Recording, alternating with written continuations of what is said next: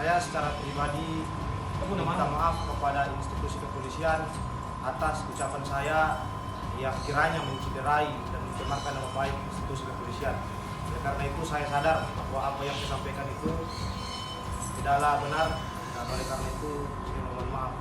Sekian, terima kasih. Assalamualaikum warahmatullahi wabarakatuh.